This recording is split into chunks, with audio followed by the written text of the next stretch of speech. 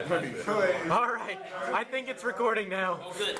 It is. I didn't agree to be recorded. Yeah, I was watching some of the videos to see the quality on YouTube, and I was like, holy crap, I move around a lot. So I'm going to try to not move around at all.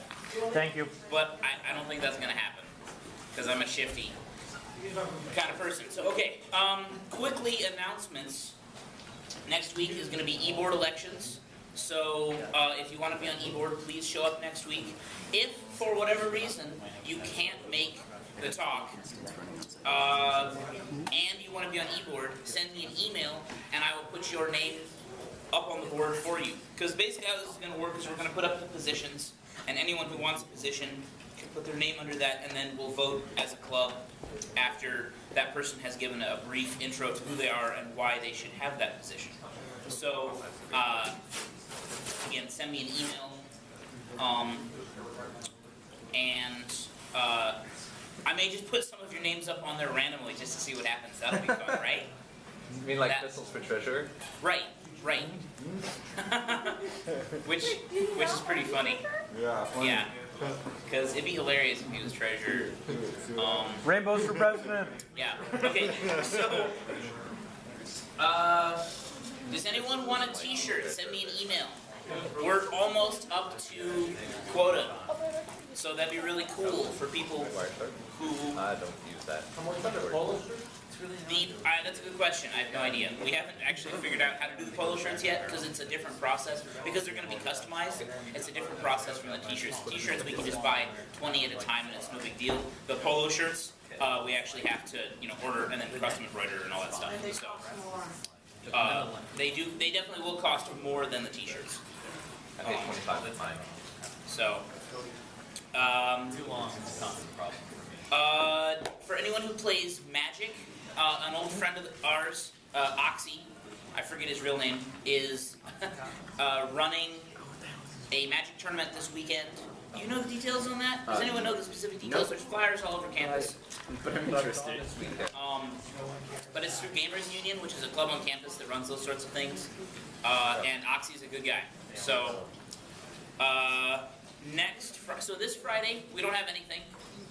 I know, it's like the first Friday where we haven't had an event. Everyone be sad together. Thanks, guys.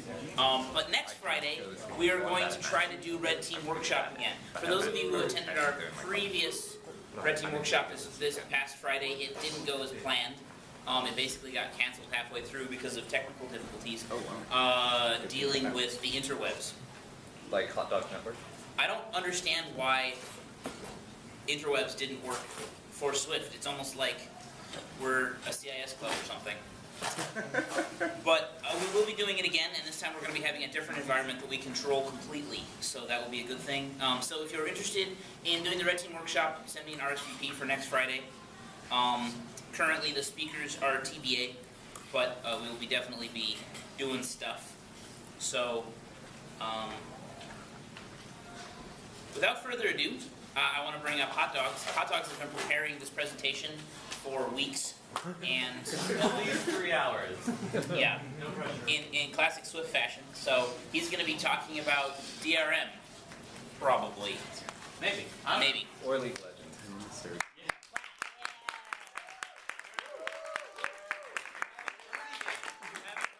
Stop clapping.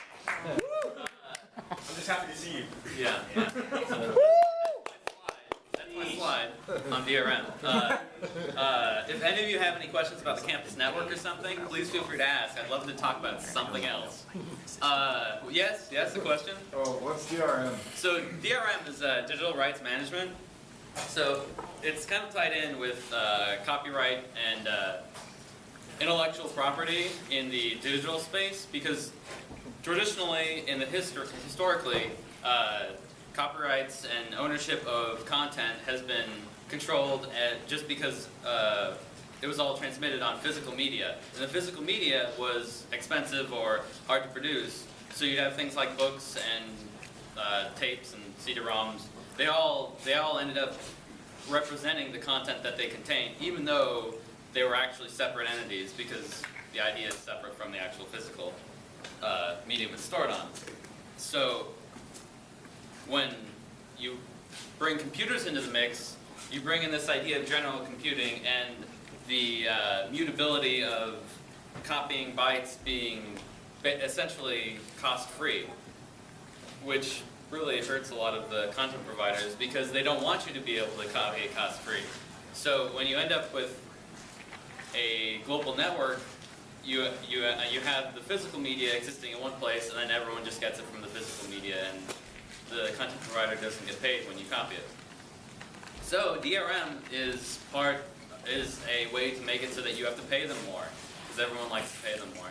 Because obviously, everyone getting information for free, everyone spreading culture for free would put artists out of business, and artists would stop making culture because obviously they're all in it for the money, and then we'd all be culturally bankrupt, and then I don't know, we'd work harder? No, that's not what so, any questions? What's DRM? What's DRM? What are the primary methods of digital rights management? I think let's see, what did the Wikipedia page say? No, usually it's instead of getting a physical copy that's unencumbered, that's completely usable any way you want, they end up making you require a key for it, or requiring specific hardware to read it that's specially designed with keys to read it, so that the media you buy is encrypted and then it's decrypted when you buy it. Of course, all the implementations like DVD, HD DVD, Blu-ray, they have all had implementations of this, and they've all been broken or the keys have been leaked. So they haven't been too effective, but they've been effective enough to stop the casual copier. And the scary part about this is that even though, so you think, oh, I bought it, and then I downloaded a key off the internet, I can rip it off, I can rip it, right? Well, the person who puts the key on the internet, or puts the software that circumvents this, because of the DMCA, they are now actually committing a crime of providing you with the ability to use something you bought in a way that the producer didn't intend to.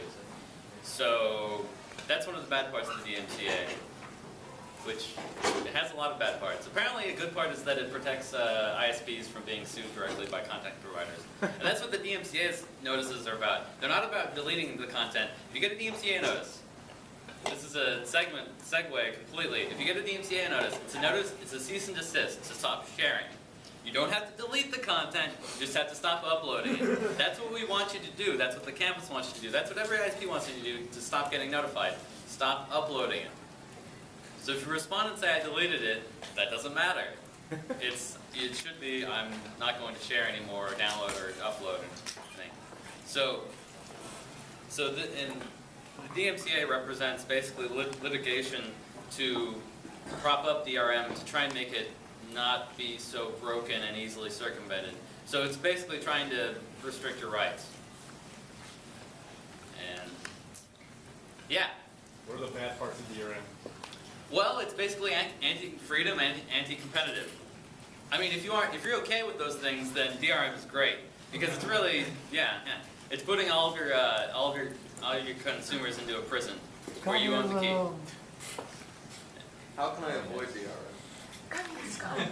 How can you? Not Well, they're trying to make it so that legally, you but can't. I just mean like how can I technically? Technically? Do you mean not buying DRM encumbered media, or if you bought something, how do you get around it? Either. Well, obviously you don't want to buy DRM encumbered media, and there's actually the EFF and I think it's the EFF owns Defective by Design. SFF. EFF? SFF. Oh, it's Software SFF? Freedom Yeah, Foundation. They're both good. It's a subdivisory holder of EFF I don't. LLC. I don't know. No, I'm joking.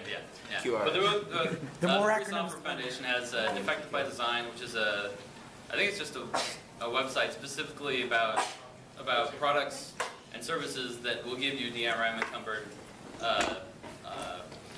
products, which they describe as defective by design because they're restricting your freedoms and you're paying for it. Why would you give money to someone who gives you something that serves them instead of you? Right. So some other examples of DRM.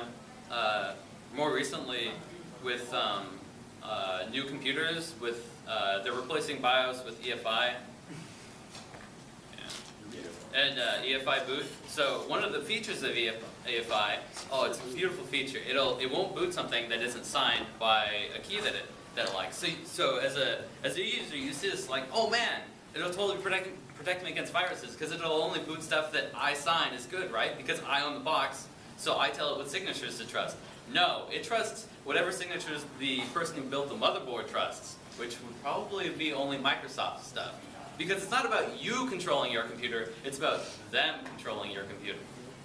So, there's a lot of things coming up that make it very scary in this sense because it's going to restrict what you can do with your computer, and then at that point, so in the future it might be, oh, you can only boot Windows 8. Oh, hey, you're in Windows 8. What can you install? Well, you can only install from the App Store. Oh, what can get into the App Store? Well, only things Microsoft has allowed in there. Well, now you're in a walled garden, and there's no way out.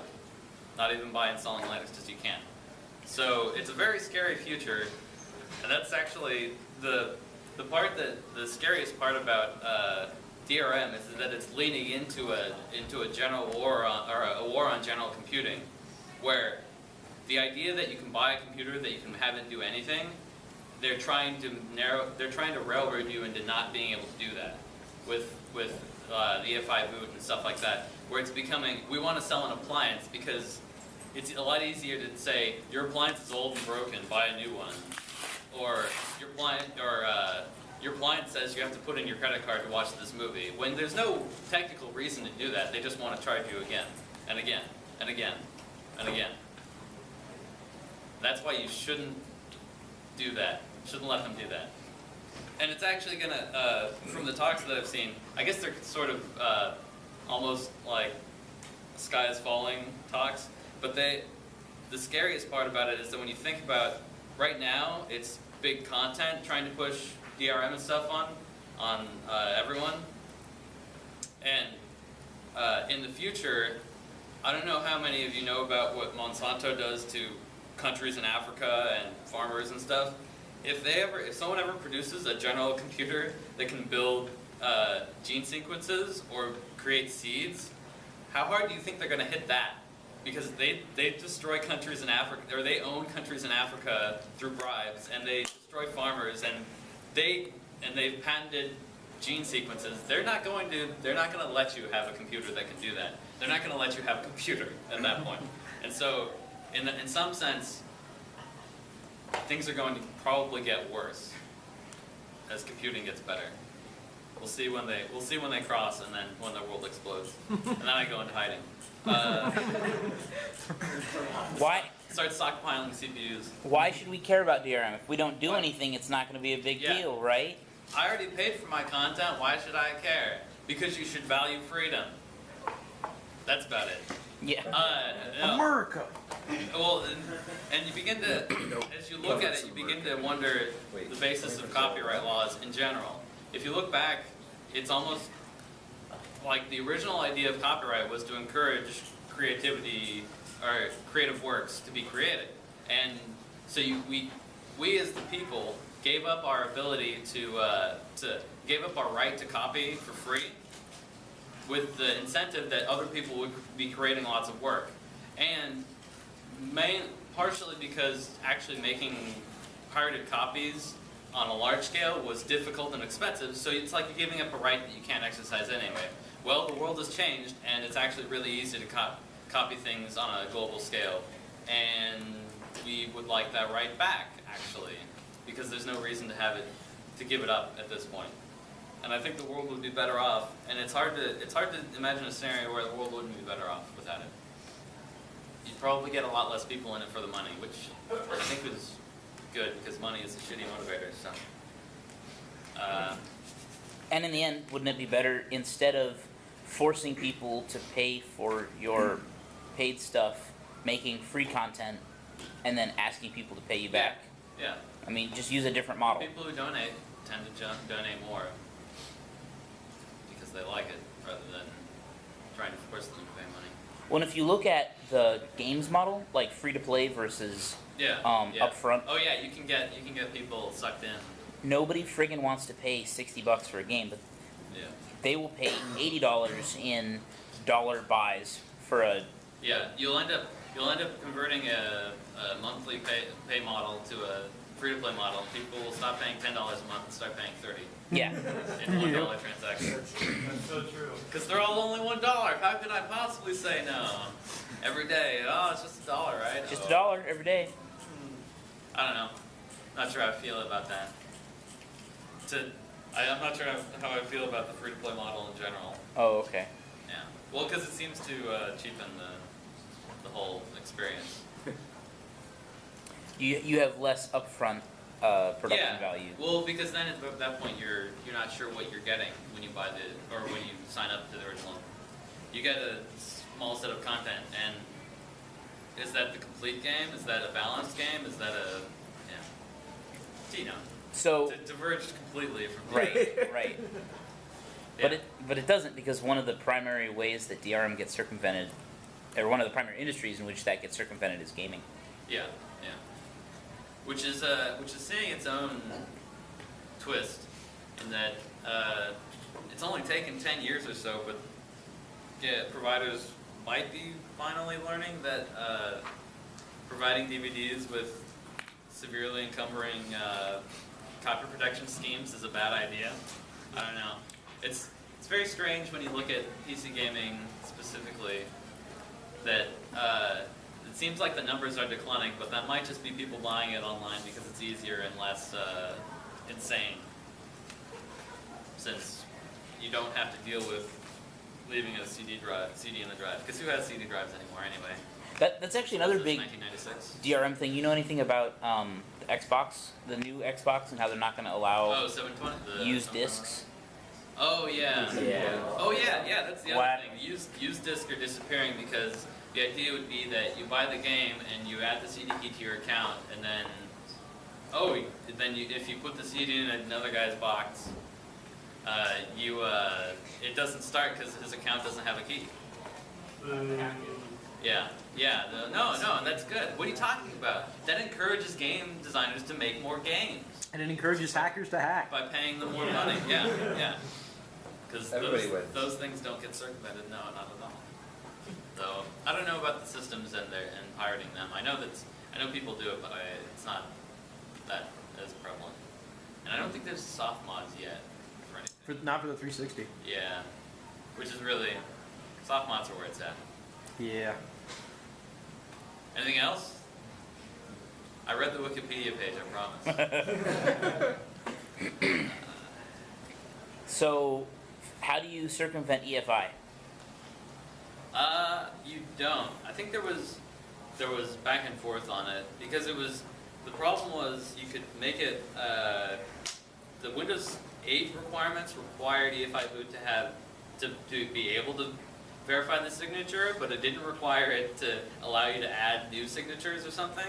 So it was sort of vague on whether or not you'd be able to add your own, or if you'd just be stuck with only booting Windows. When I was red teaming for CCDC, and if one does a Google search for Windows 8 vulnerabilities, I don't know why you would do that at a CCDC competition. Weird. But let's just say hypothetically that you were doing that, then the only attacks that would come up so far for Windows 8 would be EFI attacks Oh, to get around it. That's cool. Yeah, yeah. I think the Windows 8 box is the most secure box on the network. it was. Very secure. But then again, it's just a desktop. It broke our desktop. So, I don't think I had the other point. Yeah. If EFI is so restrictive on people's rights, why would it be able to compete so well? Why should we be afraid of it? Because it's what you're buying. Because money. But Because Intel's putting it on everything. It's not, and that's the problem is it's not restrictive. It's just that more recently someone realized that. Well, so with BIOS is old thing, and it's all the point of people making bootloaders for a BIOS operating system is do what you need to do and get the hell out of there, because it's crazy and weird. But with EFI, if you're making, it's basically its own modern little operating system. I mean, in EFI BIOSes, you have a mouse and stuff, which is really weird and makes me uncomfortable. But the point is, it can do crypto and stuff.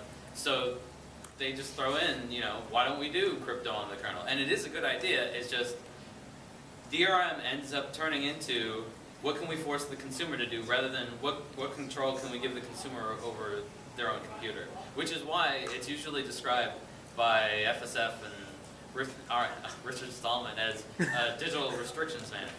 Because it isn't about making a computer that can be controlled by the owner. It's making a computer that can be controlled by someone else to keep you from using it the way you want, which is sort of against everything the FSF stands for, slightly. So. Is it true that copyright has been extended purely for the preservation of Mickey Mouse for Yeah. Disney?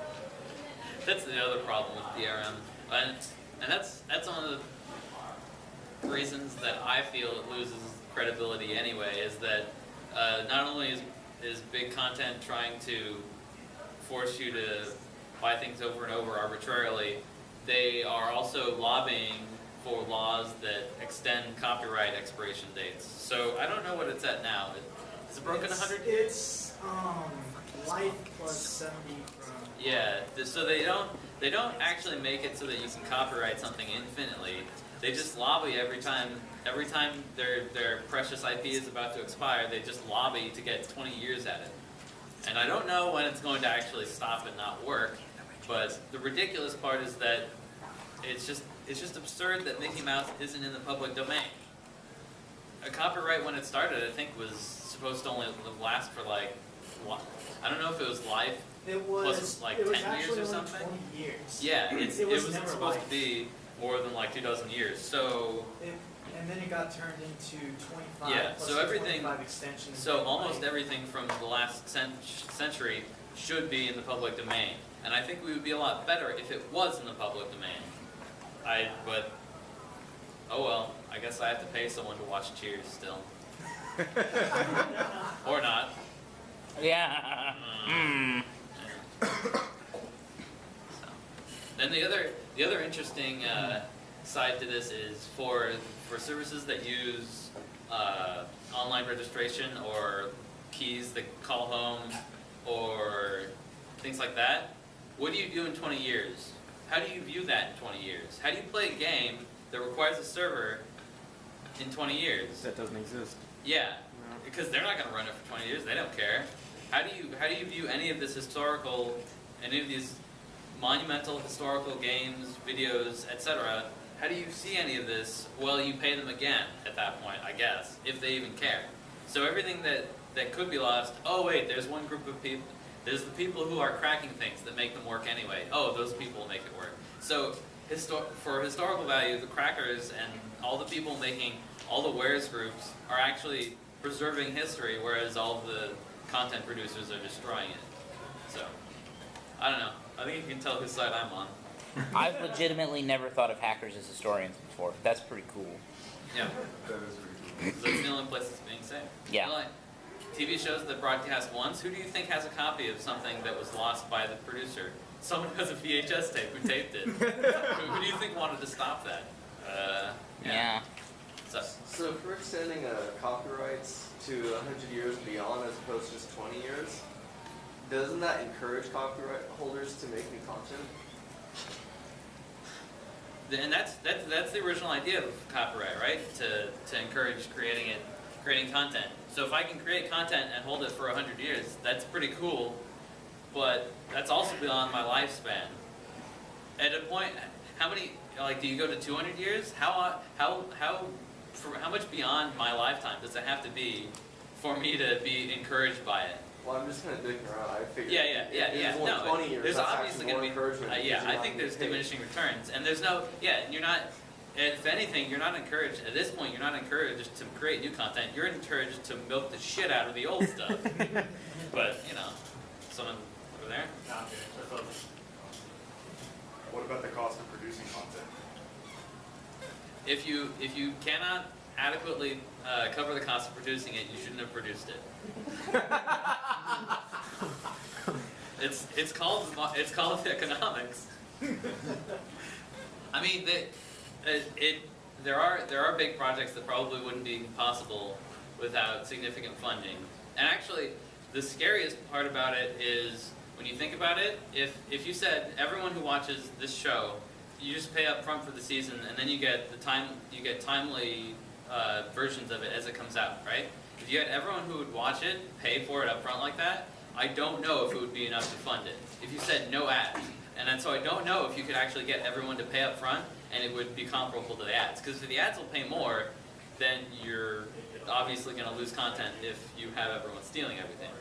But I don't know what the alternative is, because the alternative is a walled garden where you can't do anything that you want. And I prefer freedom over TV shows. Besides, it's not like, I don't think content would disappear either. I'm pretty sure there are people who want to make content more than they want to get paid. And it's not that they'd make it at a loss, but that they'd make it and they'd probably make money on it, but it's the hurdle of trying to convince a business to do it that, whatever. Businesses suck anyway. That's the problem, not the solution. And the other thing that you might not be aware of that's sort of related to this is the when you buy blank tapes. Yeah, when you buy blank tapes, yeah, and CDs, there's actually a private copying levy where they add a charge to it, and then that gets paid to a company that distributes it to the big content guys, because they were mad about people copying their stuff. So you're being taxed by people that you might not even be copying, and they're getting paid for you buying blank media. Don't think about it. Don't think about it. It's just to appease them because the world's changing and they don't want to change with it. It's just to make you mad, extra mad, extra rage. Yeah? Do you see the article about the 92-year-old war veteran who sent 300,000 pirated movies overseas to troops? So he sent, I think it was somewhere over, he spent 30,000 of his own money in blank CDs. That's how much it costs to buy that many. And but they're not gonna punish him or anything because he's 92. So, moral of the story is, Don't throw him in jail. It'll discourage other people. Throw him in jail. right. So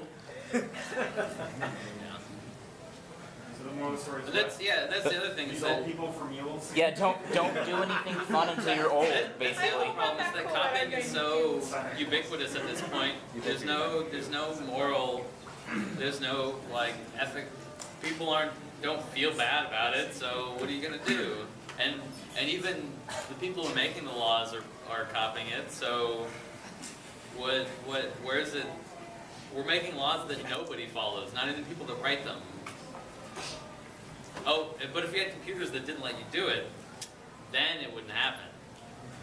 Yeah. Are there any examples of DRM done right? Steam? And that's the other thing. Well, that's yeah. I almost forgot about that. The one DRM that I gladly take is Steam, pretty much. And that's and the difference there is that Gabe Newell. Praise his name. The owner of Valve that runs Steam.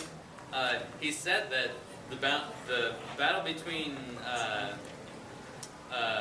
piracy and producing content isn't a battle of putting handcuffs on people pirating. You're never gonna be able to do that. The best competition you're having is producing a better service. You need to produce a better service than the pirates. The pirates can give their stuff out for free for download all the time. So you have to build a service that's better than that, but costs money. Good luck. But Steam actually is that service. It does updates for free. It does downloading. Everything's just in the client. It's all in there. And I've happily bought games that I otherwise would have stolen. Turn that off. Borrowed. Yeah. Borrowed.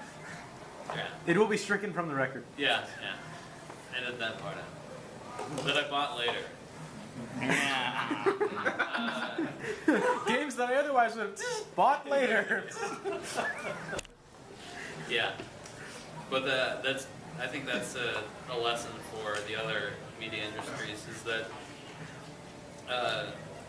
you have to compete with the underground, not lock them up, because you aren't going to be able to lock all of them up, because someone's going to do it. And the more you attack them, the more They become martyrs. yeah, it turns criminals into heroes. And who doesn't want to be a hero? You can go to jail first. Yeah. As long as you sing my name in the streets. Yeah. Hey, so have you heard of CISPA?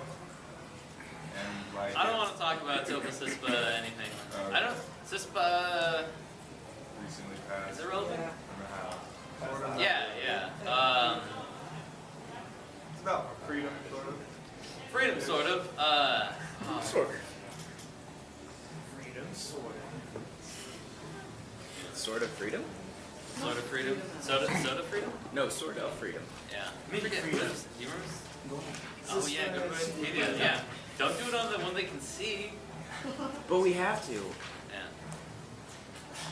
So we can take I read about it just the other day. It's all gone. Watch the Wikipedia links all be purple. Oh yeah, well that's freedom, but that's not really DRM. I don't think the government's interested in you downloading, No, not at to all. be perfectly honest, yeah. I know, I'm not. Well, really, the idea of CISPA is that it's a continuation of SOPA and IPSA. I forget what the other one is. Hippos. IPA, yeah. Whatever the other one was. Well, people keep saying they're the same, but I thought CISPA was just that the ISPs can share your information with the government for Right. free. Or other That's- ISPs. Oh. For no reason. Yeah, oh. Right. Does it say content providers? Probably. They're probably in there. Then again, your ISP is generally a content provider at this point anyway. Because Time Warner, I think the other ones are Verizon. I think they have their own media service. I don't know. They're all mixed in together. Because that's good. That's good. You want everything compiled into one big ball of oppression. And money making. Yeah. It's just like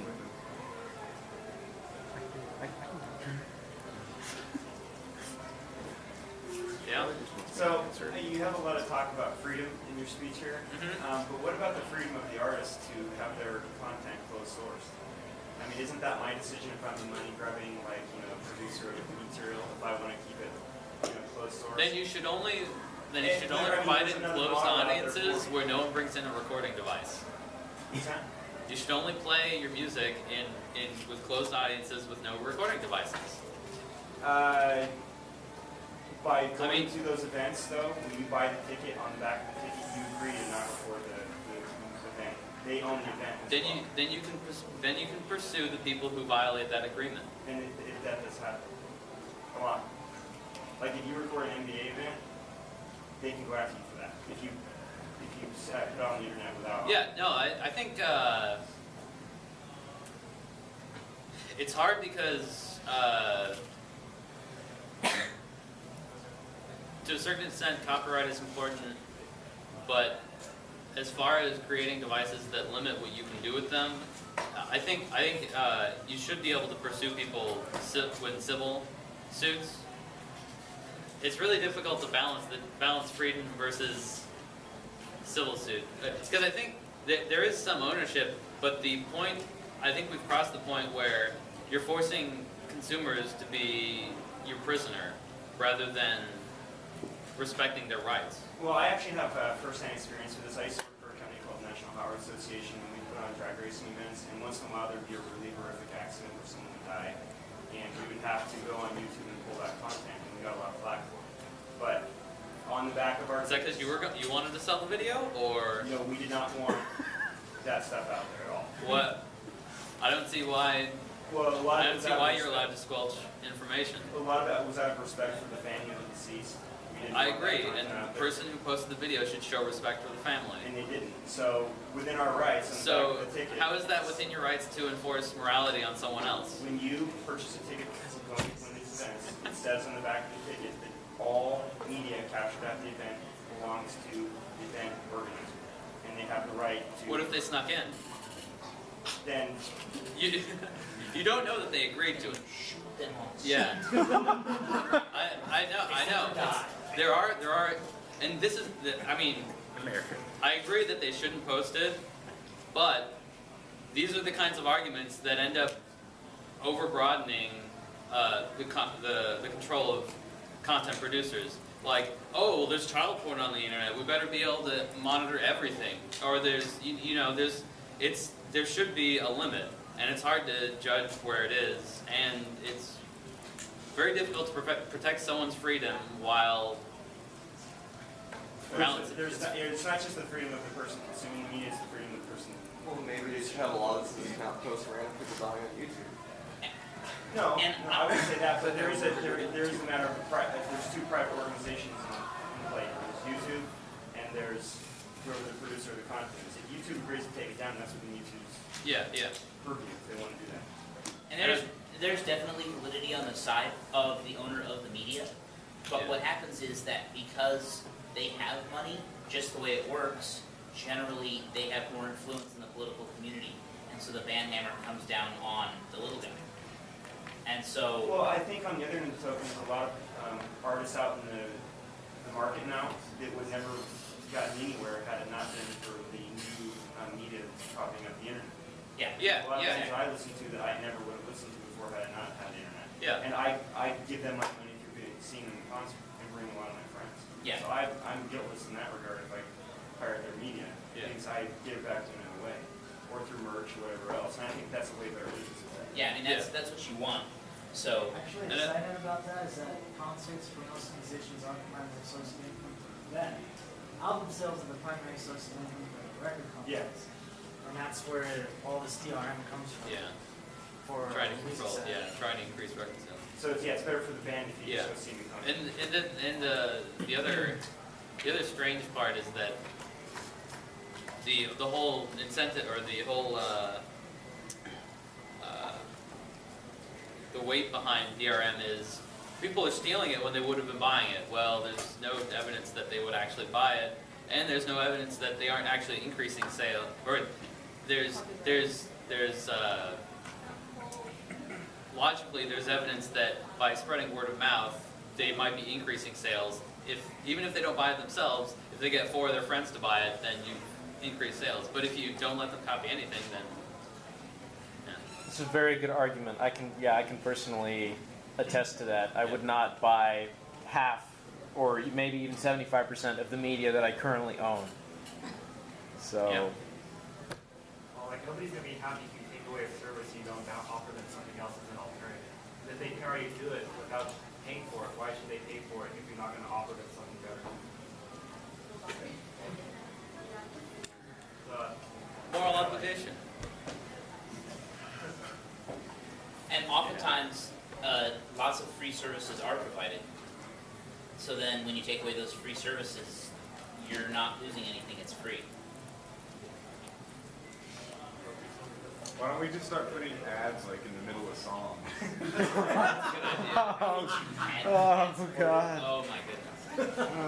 Or like between each track. Oh, one of my coworkers keeps asking me when there's gonna be ads in Google Voice. We're talking, and then an ad will come on in the background. I hear you talking about Taco Bell. It's gonna happen. I don't know. I don't want to live on this planet anymore. Exactly. That's why I'm buying a cabin. In space? No, I gotta get out the maps, find the spot where water, electricity, and internet cross, and then build a cabin right there. I think the biggest Yeah. issue though Alright. in all of this is it's just the word, the letters in the law. That's really keeping away from content and from creativity and from everything down, like from the artist to the consumer. I don't know, even the The CISPA is worse than SOPA was, and the ISP one was, and everything, so I don't know. I don't think What hot can I do dogs. about it?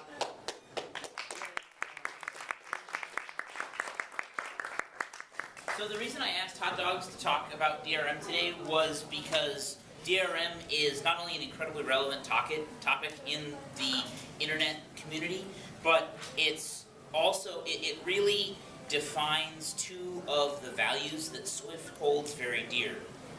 One is the value of open source software. I mean, that's basically what Swift is the support of free open source software. That's why we go to Scale. That's why we run Linux. That's why we run an install fest. It's the core value of Swift. Is that free and open source software is valuable and is useful to the community. And then the other value is the give and take of security, because that's the other primary focus of Swift, is how do you implement security and still have it be usable, because the truth of the nature is that the more secure something is, generally the less useful it is. Or usable, I should say, not useful. But, so, when you have DRM, content providers can make it really, really secure, but you also lose the usability of that. Like what Hot Dogs was saying, in 20 years when you're trying to play a game and there's no key, no server, no support, you can't play that game. That's reduced the usefulness of that item. And so, if you are interested in supporting DRM, this Friday is support. Supporting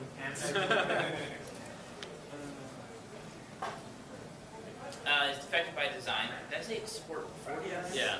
Well, you guys know what I meant.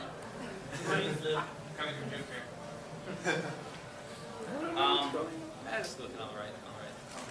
So basically, this website's really cool. It's defectedbydesign.org, and it talks about what is DRM, how you can take action, and it's even got this handy link here to International Day Against DRM, or IDAD. IDAD. That's a pretty cool acronym. But mostly, it's got local events. There aren't any on the West Coast. That's cool. But you can definitely pledge to take action, print out flyers, or put up a banner. If anyone is interested in hosting a on-campus event, we're not doing anything this Friday. So if anyone wants to host in this room an anti-DRM event, email me. The reason we're not doing it officially as Swift is because I'm busy. I have to be gone someplace. So, but if you're interested in this, you want to support it, send me an email, and I can help you plan it. And we have the room reserved, but we're not doing anything. So what would we do at this anti-DRM event? I'm pretty sure that we would sit down.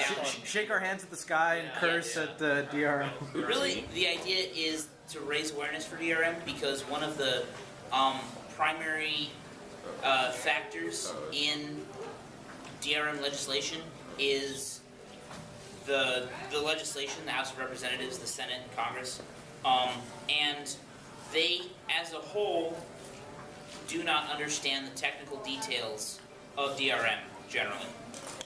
Ooh, so we'd be doing things like drafting letters to our representatives. Ooh, and, that would be fun, wouldn't it? Yeah.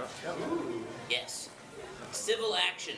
And then nobody came because they were terrified. Consequences. All right, so that's it. We're out of time. Please, before you go, sign the sign-in sheet, because that's how we get the room. So make sure you sign it. Next week, John is going to be talking about VMs and virtual firewalls. So be sure to show up. And don't forget, next week is e-board elections. That's not important. Do I press the red button now? Yeah, press red button again.